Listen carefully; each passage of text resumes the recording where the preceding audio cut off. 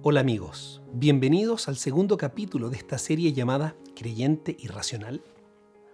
En este episodio comenzaremos a explorar cómo se llegó a la frecuente idea moderna de que creencia en Dios y razón son dos opuestos. ¿Qué cambió? Desde los científicos que lideraron la revolución científica como Galileo o Newton, hasta científicos modernos como Steven Weinberg, Richard Dawkins y Stephen Hawking. ¿Cómo se entiende la transformación, donde los primeros eran fervientes creyentes en Dios y los últimos ateos? Hasta antes de la revolución científica, el entendimiento del mundo estaba fuertemente marcado por corrientes filosóficas, heredadas desde concepciones religiosas, neoplatónicas y aristotélicas, donde predominaba el pensamiento de que el mundo respondía a cómo teóricamente debía funcionar. En esa forma de relacionarse con la realidad, se mezclaban con la materia ideas de intencionalidad, mente, teleología, propósito y valores. Una hormiga existía para algo, por un diseño, para un propósito.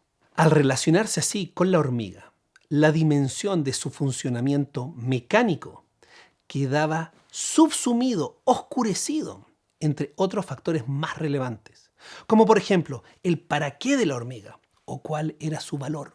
Galileo fue una de las grandes figuras de su época que comenzó a romper con los esquemas tradicionales imperantes sobre esta forma de conocer el mundo. En el espíritu del desarrollo de la ciencia moderna, Galileo quería decidir las teorías del universo sobre la base de la evidencia, en oposición a argumentos basados en las teorías dominantes y de Aristóteles en particular. Galileo miró el universo a través de su telescopio y lo que vio contradijo algunas de las principales especulaciones astronómicas de Aristóteles. Galileo observó manchas solares que mancharon el rostro de lo que Aristóteles enseñó que era un sol perfecto. En 1604, Galileo vio una supernova que puso en duda la opinión de Aristóteles de que los cielos eran inmutables. Galileo estaba gatillando un cambio en la forma de relacionarse con el mundo. Pero con la llegada de René Descartes se alcanzó el cambio de paradigma de la práctica científica. Aportó una nueva base filosófica. Descartes planteó una clara distinción entre la materia y la mente, y esto le permitió mirar el mundo físico como si fuera una máquina. Ahora, tal vez a ti y a mí, ver el mundo como una máquina, separando lo físico, la materia, del mundo de nuestra mente, valor, teleología, propósito, intención, no es algo tan revolucionario.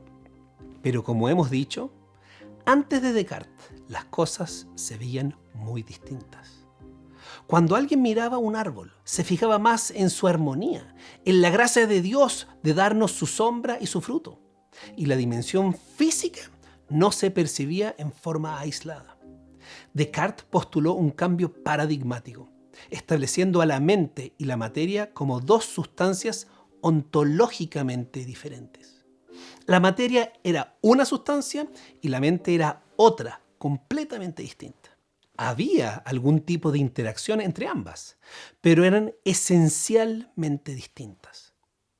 Cuando se conoce a la materia, no se conoce nada de la mente o viceversa. Esta separación entre la mente y la materia es conocida como el dualismo cartesiano o dualismo de sustancias. Así, el dualismo cartesiano preparó el camino para la física moderna.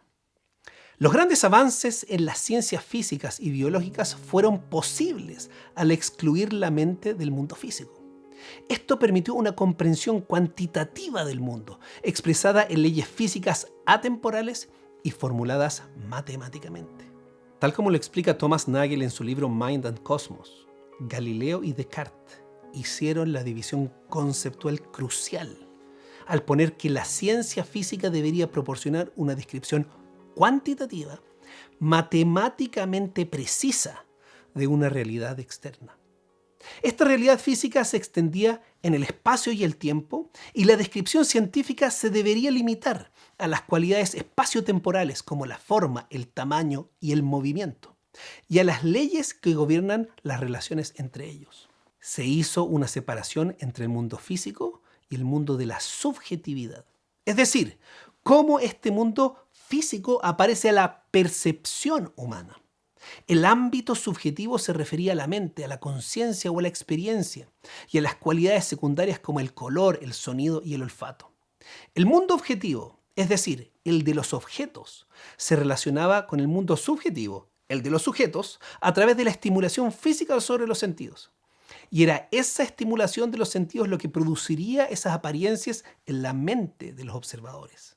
Para el proyecto filosófico de Descartes era esencial dejar fuera del mundo físico las apariencias subjetivas y la mente humana, así como las intenciones y propósitos humanos, para permitir que se desarrollara esta poderosa pero limitada concepción de la realidad física objetiva.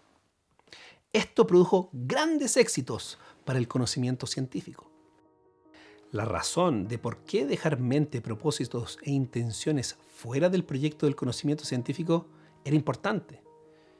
Porque para poder analizar científicamente la realidad, necesito abstraerme del fenómeno mismo. Debo abstraerme de lo concreto y referirme a aquellas cosas que pueden representar el fenómeno sin tener que lidiar con el fenómeno mismo y toda su complejidad. La forma de abordar científicamente la realidad es a través de reducir variables, partir con puntos, líneas, círculos y llevarlos a formulaciones matemáticas. Esta abstracción de otros factores de la realidad, como mente, intencionalidad, valor, etc., introducido por Descartes, permitió grandes éxitos para la ciencia. Pero estos éxitos han tomado hasta ahora la forma de reducción seguida de reconstrucción. Es decir, descubrir los elementos básicos de lo que está compuesto el mundo físico y mostrar cómo estos se recombinan para dar lugar a la complejidad que observamos. Ahora estamos en condiciones de presentar una respuesta a nuestra pregunta inicial. ¿Qué cambió desde los científicos que lideraron la revolución científica como Galileo o Newton hasta científicos modernos como Steven Weinberg, Richard Dawkins y Stephen Hawking? ¿Cómo se entiende la transformación, donde los primeros eran fervientes creyentes en Dios y los últimos ateos? ¿Cómo podemos explicar el hecho de que, para científicos como Newton, la creencia en Dios fuera la base racional para su investigación científica, mientras que hoy la sensación generalizada es que racionalidad y religión son fuerzas opuestas? La respuesta es que el efecto que tienen ciertas ideas sobre la cultura y el pensamiento humano va cambiando, va evolucionando.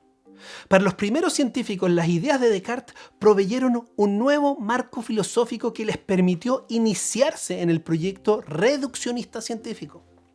Pero esto no les restó claridad respecto de su creencia en Dios. Por ejemplo, el hecho de que la realidad pudiese ser modelada y calzara tan bien con las matemáticas era para ellos una evidencia de que el mundo se ajustaba a una racionalidad que venía impuesta por un creador inteligente y racional. El proyecto científico para ellos era más bien el esfuerzo sistemático de tratar de entender la mente de Dios, tal como se manifestaba en la naturaleza.